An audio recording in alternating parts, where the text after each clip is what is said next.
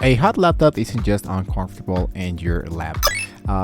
If your PC, for example, quietly throttled itself to survive, it's usually fixable without opening up anything. So let's go into see the easiest fixes working towards the one that needs a bit more effort.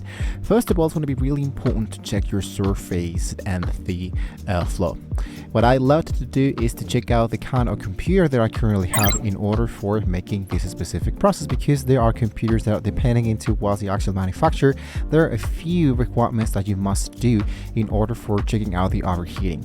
So make sure your laptop, for example, is on a hot, flat surface, not into an actual bed, not into a couch, not into a blanket, because the surfaces block the actual vents underneath the trap heat instead. There are computers that actually have, for example, this kind of panel that actually works really fine for tough gaming temperatures, but they are working better if you are using an actual flat surface.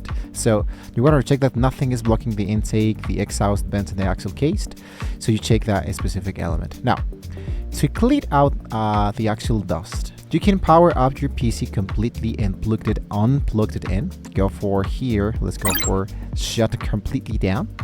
And you can use a compressed and short burst to blow dust out of the vents and fan openings. So you can purchase this, which is really affordable.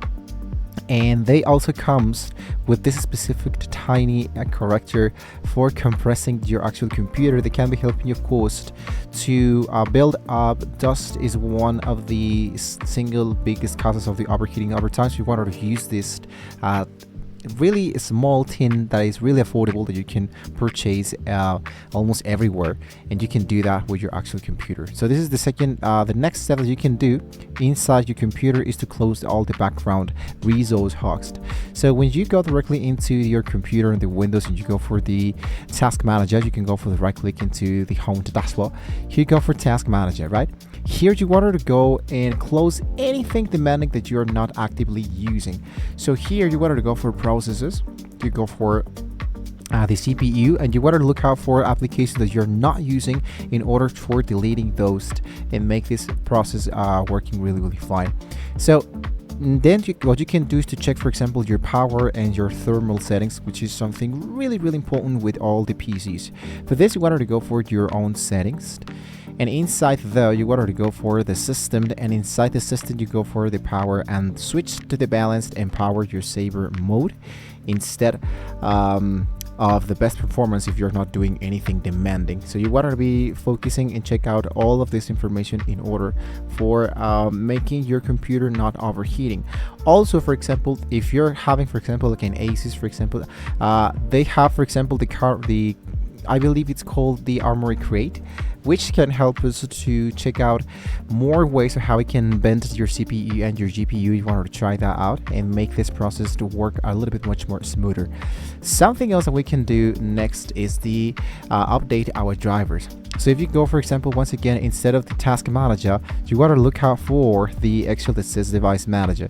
Here I wanted to expand the displayed adapters, and here I wanted to right click into my graphic card and make sure that I go for update to the actual driver.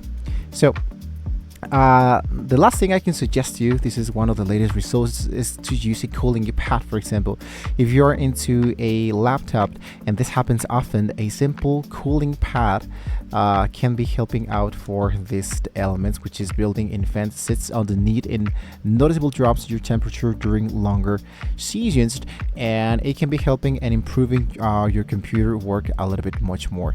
So we have an actual cooling element here that we found that actually works really awesome, and we've been using this for a long time. So if you want to try it out, I'm going to leave you that link in the description so you can be trying out this into your computer and figure out this one actually works for you, right? So with this being said, guys, we had a great end of the video, so don't forget to like, share, and subscribe to the channel. Let me know in the comments and subscribe for more quick tech fixes if you have another solution that we haven't talked yet in this specific video, so we can all get a little bit of knowledge and understanding a little bit more about this cooling fans and stuff. So thank you once again, fellas. See you all next time.